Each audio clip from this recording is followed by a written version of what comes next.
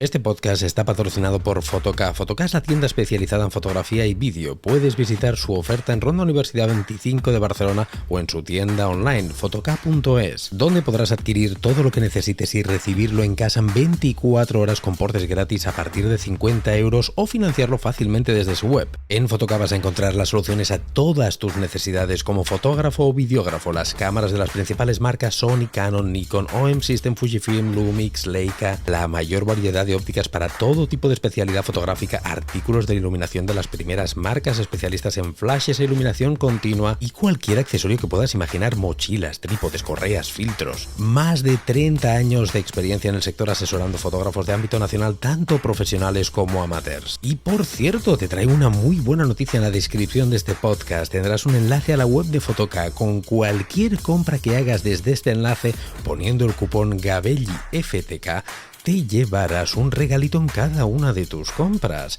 Ya sabes, tus compras de foto y vídeo en Fotoca.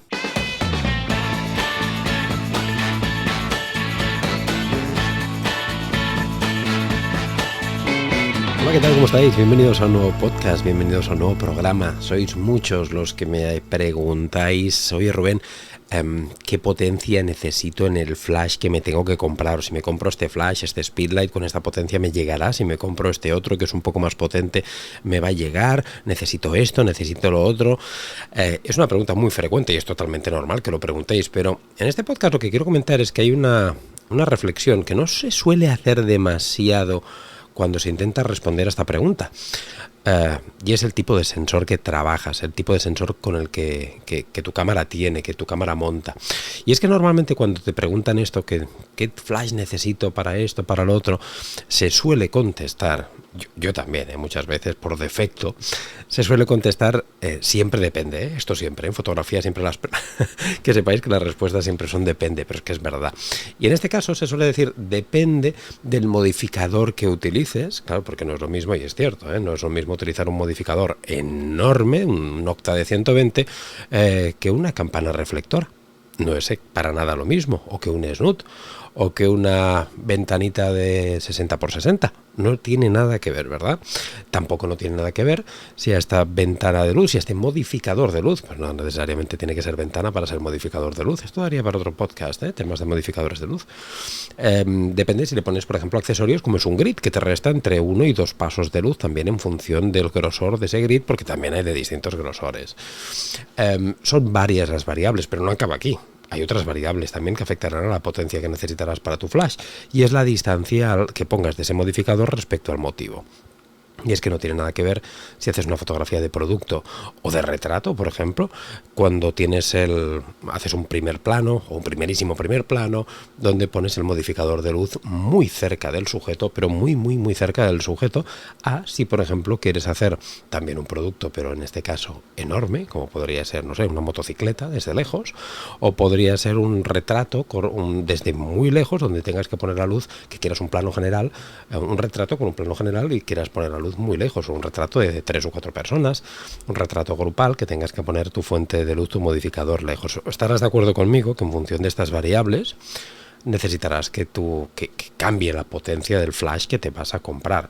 Eso es totalmente lógico. Ya todavía hay algunas variables más, que serían también la direccionalidad de la luz, ya que no tiene nada que ver en función, es que son muchas las variables. Por eso me gustaría que entendieras sobre todo que a veces cuando siempre contestamos un porqué, un depende, es que no nos queda más remedio, es que es imposible. Para responderte realmente con total exactitud, según mi criterio, a lo que tú necesites de potencia de flash, necesitaría al menos tener una charla contigo de media horita, al menos.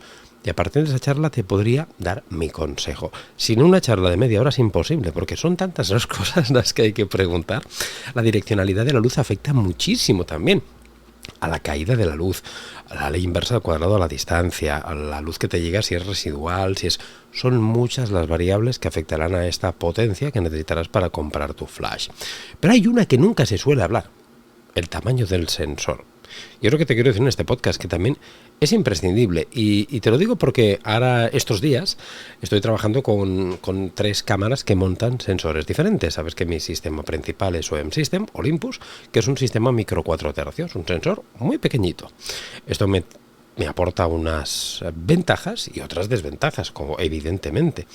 Después adquirí también una Sony A7 IV, una cámara de formato completo full frame, un sensor más grande, que también aporta una serie de ventajas el tener un sensor más grande y una serie de inconvenientes también el sensor más grande. Y recientemente, hace nada, que en el anterior podcast te lo anuncié, he adquirido una cámara de sensor intermedio, una APS-C.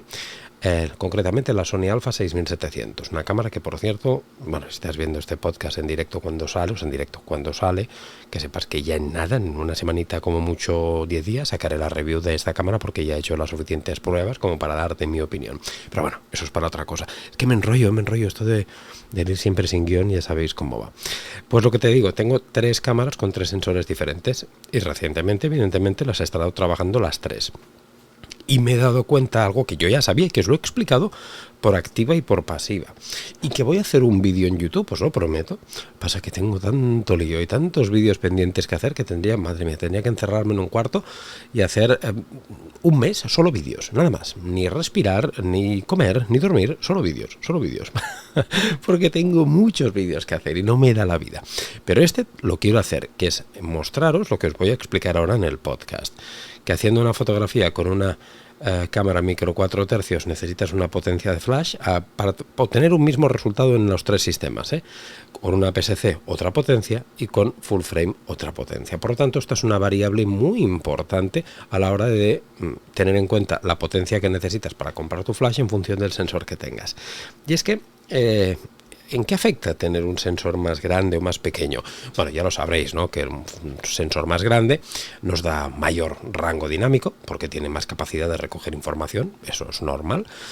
En principio, pero esto depende también de la igualdad de píxeles, ¿no? Porque si le metes 350.000 millones de píxeles a un sensor grande y un sensor pequeño tiene muy pocos píxeles, estará la cosa muy equilibrada, pero en principio, para que me entiendas, en igualdad de condiciones más o menos, o condiciones parecidas, ya sabes que un sensor grande tiene más recepción, tiene más aguante a subir sensibilidades de ISO altas, porque recoge más luz, ¿no? Tiene más capacidad de recoger luz y por lo tanto de aumentar esta señal eléctrica de la sensibilidad ISO.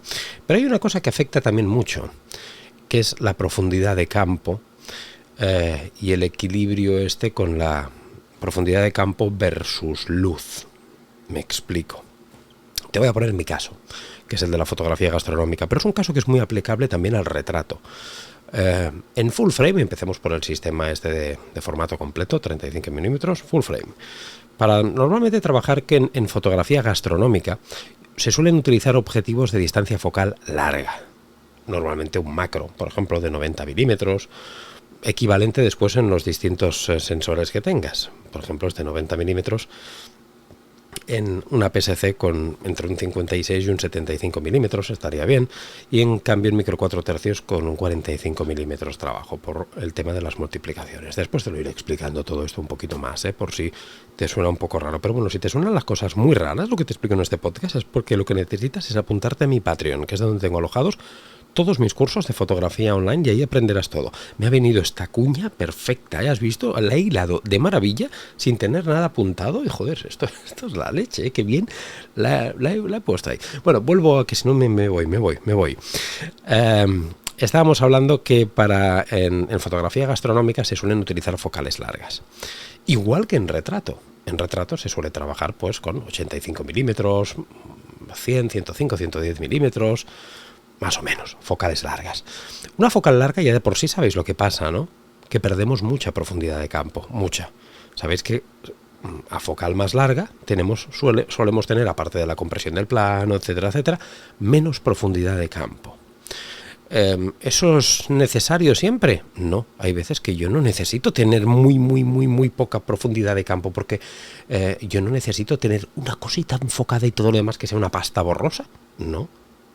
De hecho, hace poco me pasó con un cliente que fuimos a fotografiar hamburguesas, un catálogo nuevo que tenía, me llevé la Sony A7 IV y empecé a disparar en f8, que ahora os explicaré que es el F por el que se suele empezar a trabajar en formato completo, tanto en retrato como en fotografía gastronómica. Hice una fotografía f4 con el 90 mm macro de Sony y yo, como trabajo en tethering, el cliente está viendo a mi lado continuamente en el MacBook Pro la fotografía resultante, ¿no? Y me decía, no, es que muy borroso todo lo de la hamburguesa. Me decía, la parte central se veía muy a foco, pero ya a medida que giraba el perímetro de la hamburguesa, perdía foco, ¿no? Poca profundidad de campo. Más que foco, poca profundidad de campo, perdón. Me decía, no, es que lo quiero todo enfocado. Bueno, no pasa nada. Subo un paso a diafragma, me voy a F11. Hago la foto. Es que sí, se va enfocando más, pero es que me sigue faltando un poco más por la parte de atrás. Quiero que... Total, tuve que llegar a disparar en esa sesión a F22 para que el cliente estuviera contento. F22. F22 quiere decir muy poca luz, diafragma muy cerrado. Segundo problema, quiere decir que entramos en aspectos como suele ser la difracción, por tanto tenemos una merma de calidad. Y tercero, y lo más importante, que es lo que estamos hablando en este podcast, con mi flash me quedaba corto, muy corto. Estaba trabajando ese día me acuerdo, con un flash A2 de Profoto. No solamente lo tuve que poner al 10 de potencia, que era el tope, sino que no me llegó la potencia, que tuve que hacer subir el ISO. Que sabéis que subiendo el ISO también doblamos la potencia de nuestros flashes. No me quedó más remedio, tuve que subir el ISO. Claro, olvídate de hacer una ráfaga, olvídate de hacer algo que pueda refrescar rápidamente el flash, porque a potencia máxima no refrescan los flashes a tiempo para hacer una ráfaga, aunque esta ráfaga sea corta, porque la Sony tiene 10 fotogramas por segundo, que es corto respecto a mi Olympus, pero ni eso lo hubiera podido hacer. En fin, te voy poniendo casos para que vayas captando un poquito la idea de lo que te voy a plantear en este podcast, que no es una idea, es un resultado físico y matemático y exacto, y que, te repito, te lo voy a enseñar algún día en un vídeo de YouTube, cuando me dé la vida, que tampoco no es tan complicado. Voy a hacer 3 fotos con estos 3 sistemas para tener el mismo resultado y verás las diferencias de luz. Lo verás muy, muy claramente, pero al menos en este podcast que te queden claros los conceptos de los porqués, que es lo importante. Volvemos a lo de antes. Fotografía gastronómica y retrato se suelen utilizar focales largas. Y se suele utilizar una media. Empezamos a trabajar normalmente, si trabajas en full frame, con f8. ¿Por qué? Porque es una profundidad de campo en un f8, vamos a generalizar, en una focal de 90 milímetros, es una profundidad de campo adecuada. ¿Qué quiere decir? Que si haces un retrato, no solamente le va a salir la pestaña enfocada y todo lo demás una pasta borrosa, sino que más o menos hasta casi la oreja, tampoco mucho más, lo vas a tener a foco. La oreja ya vas a empezar a tener caída de foco, de profundidad de campo a partir de la oreja. En un retrato 90 milímetros, si estás cerquilla, más o menos. Claro, volvemos a lo de antes. Siempre hay dependes en fotografía. ¿Por qué? Porque si con estas mismas condiciones, con un f8 y con un 90 milímetros, un retrato, me voy más para atrás y le hago un plano general, saldrá todo a foco.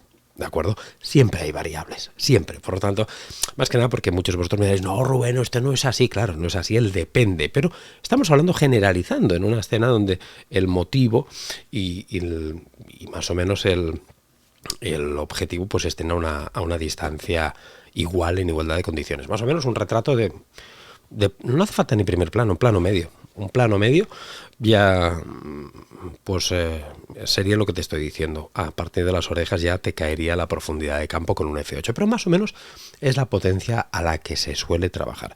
Qué cosa más rara he dicho. En fotografía gastronómica 3/4 de lo mismo. Se suele trabajar en formato completo a f8 si voy a hacer un plato o cualquier producto gastronómico, porque en fotografía gastronómica no me interesa tener solamente una parte a foco del plato muy pequeñita y todo lo demás que sea una pasta desenfocada, que no sepas qué leches es eso, porque hay muchos matices en fotografía gastronómica que tienen que mostrarse también, ¿verdad? Pues normalmente también se suele trabajar a f8 o incluso a veces más en full frame, como me pasó en este caso que te he dicho de este cliente que tuve que llegar a trabajar a f22. Pero yo normalmente entre f8 y f11 en gastro me muevo, ¿de acuerdo? Bien, aquí es donde entran los tamaños de sensor. ¿Qué diferencia tenemos de full frame? Vamos a bajar un paso a APS-C, que es el escalón por debajo en cuanto a tamaño de sensor. En APS-C tenemos un sensor más pequeño, ¿de acuerdo? 1,5 respecto a full frame. Este sensor más pequeño tenemos algo de caída de rango dinámico. Si estamos hablando en igualdad de condiciones, estamos de acuerdo. Pero eso ahora a mí me da igual, el rango dinámico, porque, y más, yo lo he explicado siempre, cuando trabajo con luces de flash, el rango dinámico lo pongo yo. No lo pone el sensor. soy yo el que trabajo con luz de destello y extiendo este rango dinámico a mi modo. Esto también daría para otro podcast, incluso para un vídeo en YouTube, ¿eh? También estoy abriendo muchos melones en este podcast sin querer hacerlo y sin darme cuenta, pero lo estoy haciendo. Apúntate a Patreon si quieres aprender más cosas de estas, por cierto. Qué bien lo estoy hilando todo, madre mía. APS-C, tenemos un recorte, de acuerdo. Pero sobre todo, tenemos una diferencia de profundidad de campo de un paso. ¿Qué quiero decirte? Para obtener la misma profundidad de campo en igualdad de una misma lente, vamos a ponernos en contexto, un 90 milímetros, ¿de acuerdo? Que tendríamos que tener más o menos en APS-C, estaríamos hablando que sería entre un 56 milímetros, una óptica, sabéis que en APS-C normalmente, fijaros que las ópticas específicas para APS-C son normalmente de milímetros distintos. Si quieres un 35 milímetros, verás que en APS-C te dicen que es un 23 milímetros. ¿Por qué? Porque has de hacer este recorte de 1,5. Pues más o menos haz tú el cálculo, pero estábamos entre un 56, ¿no? Y un más o menos, para tener un 90 milímetros, por ahí iría. Un 56 milímetros en APS-C. Por lo tanto, tenemos la equivalencia en la misma focal, ¿de acuerdo? Si quiero tener la misma profundidad de campo, la misma, que he tenido en mi full frame con un 90 milímetros a f8, voy a tener que trabajar un paso por debajo, a f5.6. ¿Por qué? Porque a APS-C perdemos un paso en cuanto a profundidad de campo.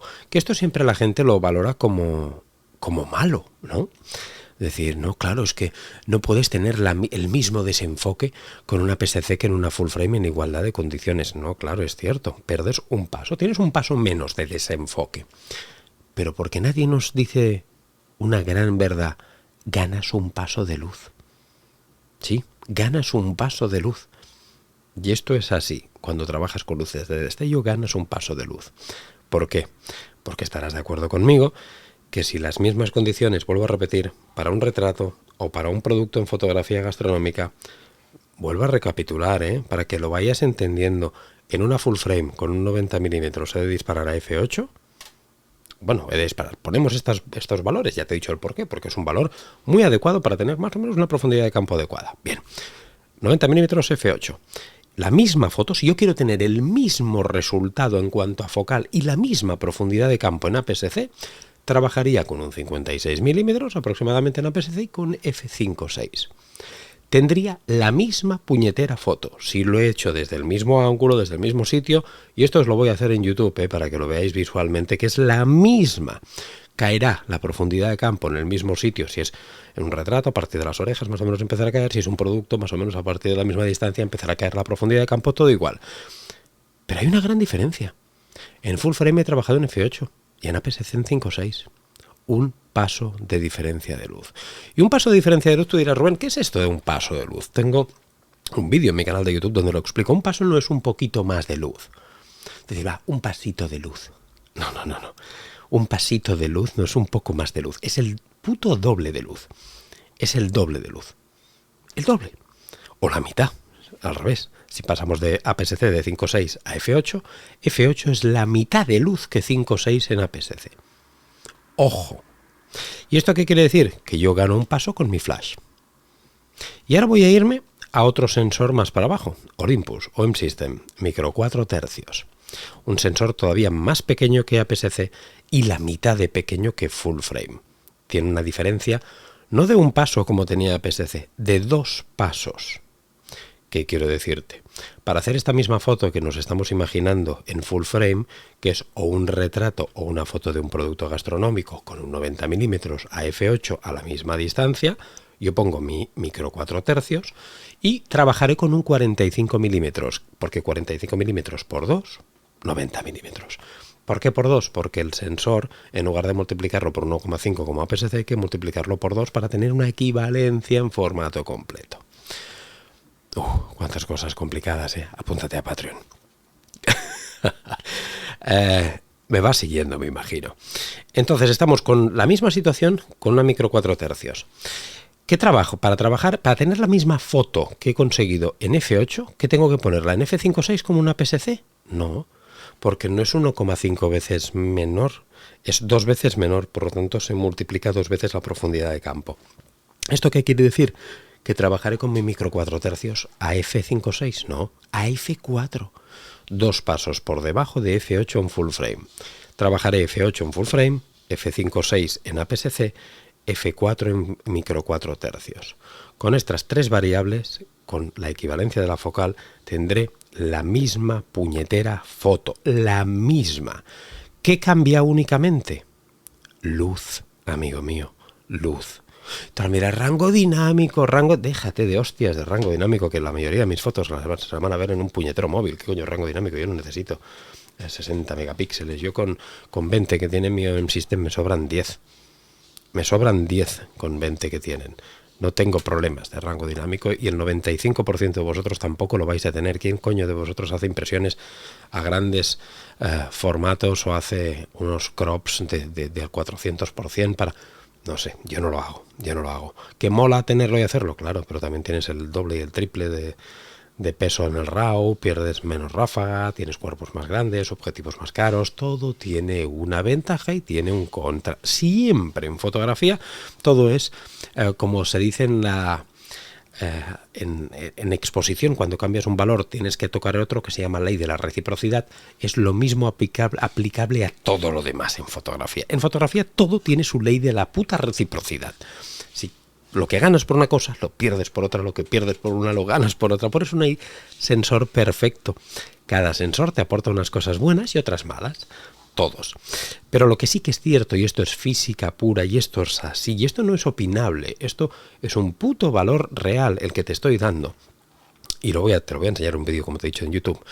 Es que para tener la misma fotografía, la misma en igualdad de condiciones, la misma me refiero a profundidad de campo. O sea, ¿qué quiere decir? Que tú veas la foto la misma foto en tres pantallas, te ponga la misma foto, tú la veas así y digas, coño, es la misma. No veas diferencia, no, es que aquí está más desenfocada por detrás o aquí... No, que sea lo misma.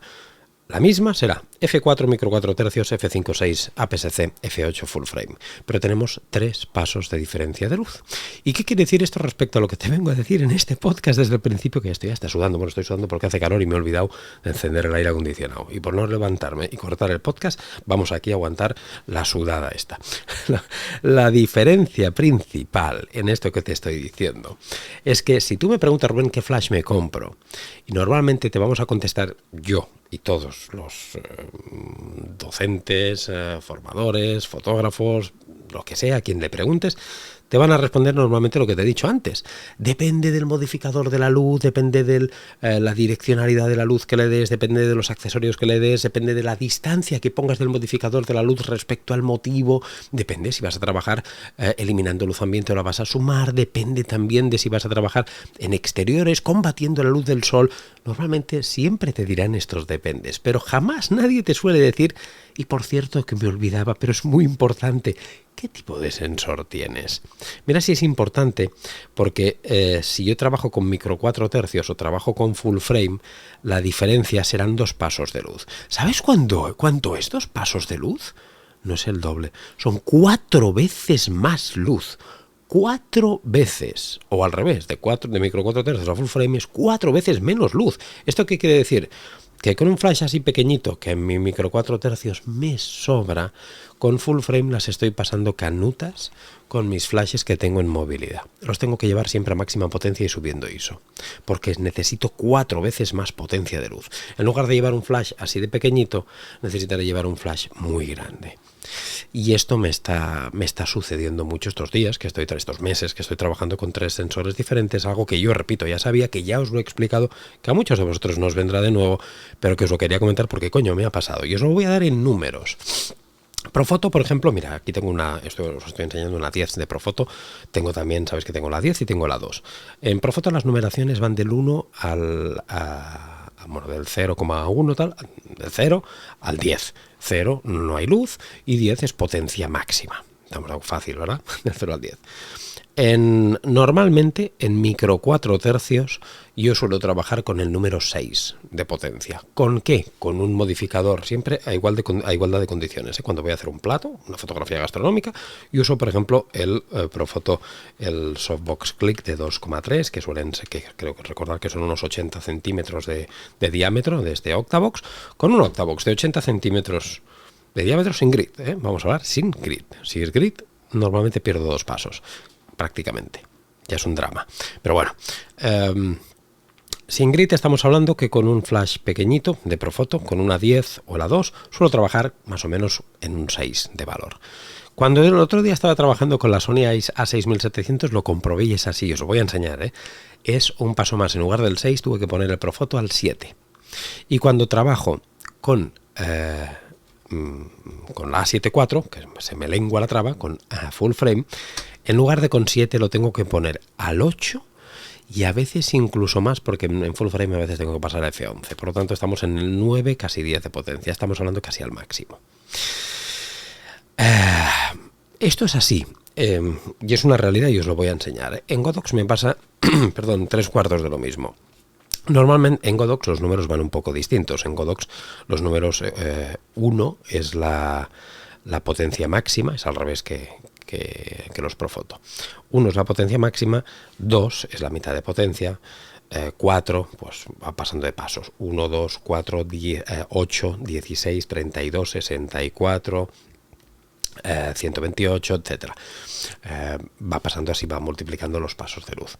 Normalmente en micro 4 tercios, normalmente suelo trabajar con un número 32 en mi AD300 Pro. Eso también lo tengo que decir que es un poquito distinto. Si trabajara con un AD100 Pro, que es este de aquí, tengo que trabajar más o menos, que es el equivalente a la 2 de Profoto, tengo que trabajar normalmente en un 16, el número 16 de potencia. Número 16 de potencia.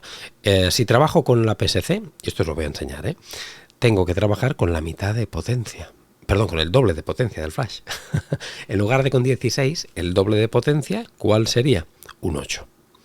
Y si trabajo con mi full frame, tengo que tener otro paso más de luz, doblar otra vez la potencia. Estamos hablando de a un 4.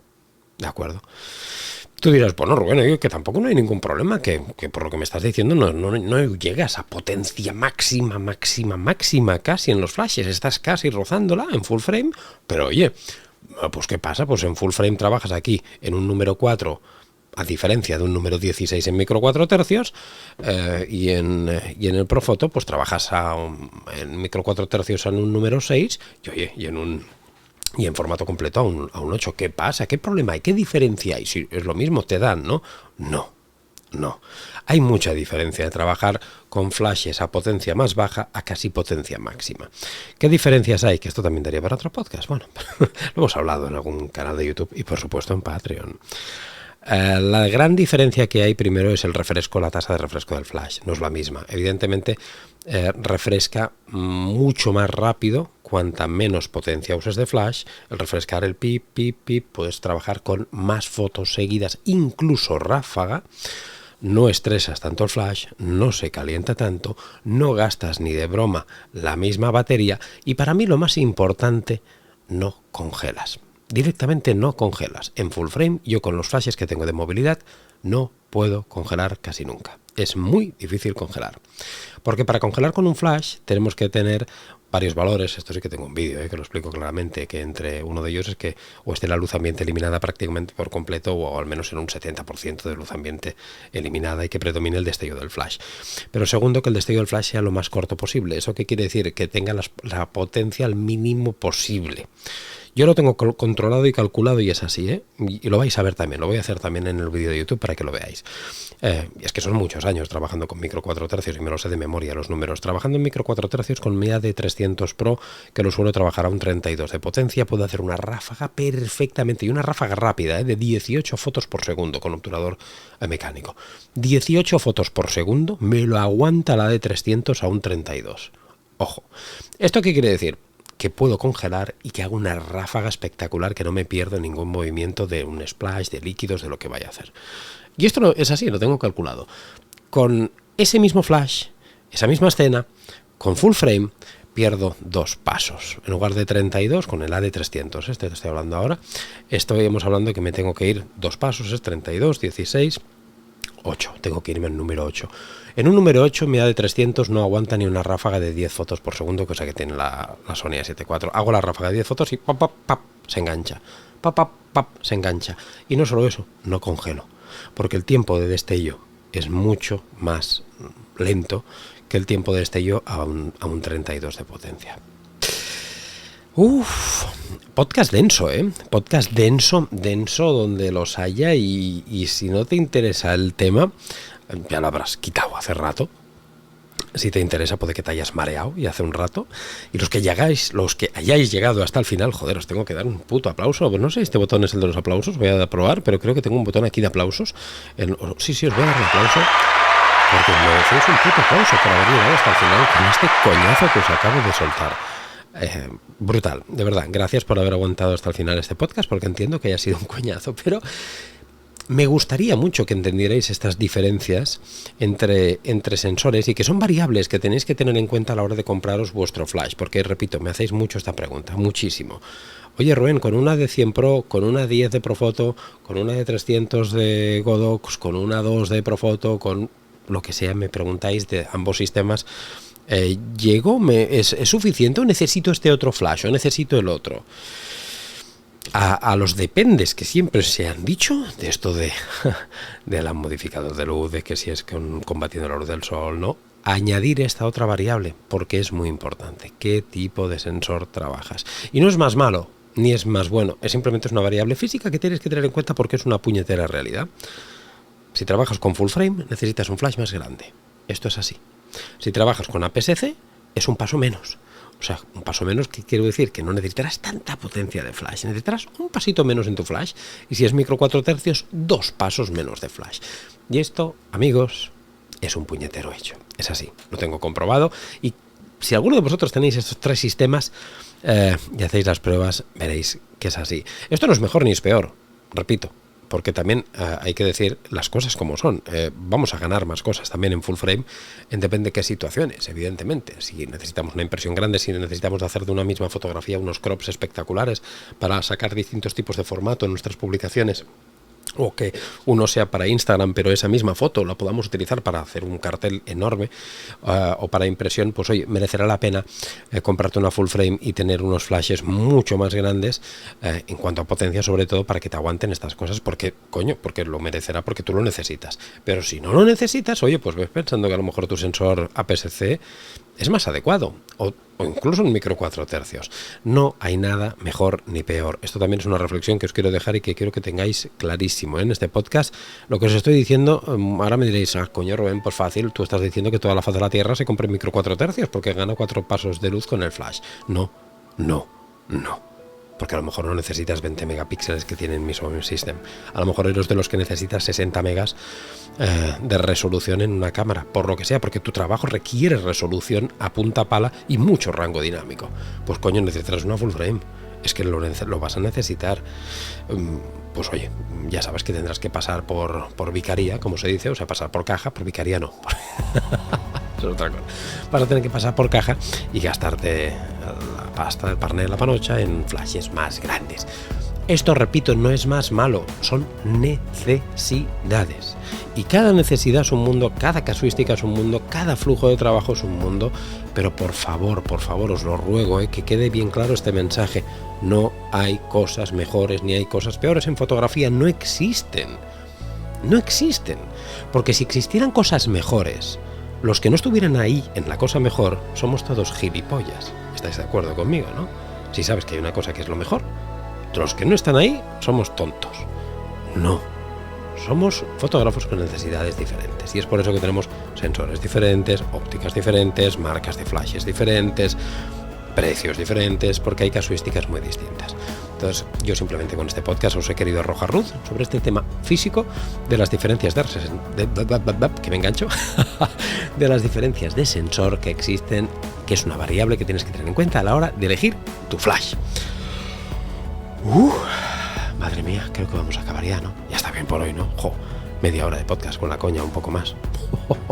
Oye, que muchas gracias por haber llegado hasta el final, y que ya sabes cómo va esto, que dale un like si te gustan estos podcasts, compártelo con gente que creas que pueda ser afín a tus gustos, que les guste la fotografía, que sepan que hay este podcast, que cada vez estamos recibiendo más apoyos, más como estoy hoy, más visibilidades, y eso os lo tengo que agradecer de todo corazón. Os doy mil gracias, desde aquí aprovecho para deciros que este podcast está funcionando muy bien y que todo es gracias a vosotros, a vuestro apoyo, que no os cansáis de tanto contenido aquí en YouTube, en Patreon, en un montón de sitios, y realmente os lo tengo que agradecer eternamente. Por supuesto, también agradecerlo siempre a Fotoca, que es el patrocinador de este podcast y el que hace posible, como veis al principio de todos los podcasts, que esto siga funcionando, que ni en verano pare, que ni en invierno, que ni en navidades, que esto no para, que tengáis todas las semanas del año vuestro podcast religiosamente. Que miles de millones de gracias y que ya lo sabéis, que nos vemos aquí, que os espero, que tenemos una cita el próximo lunes en el podcast. Nos vemos, hasta luego, chao.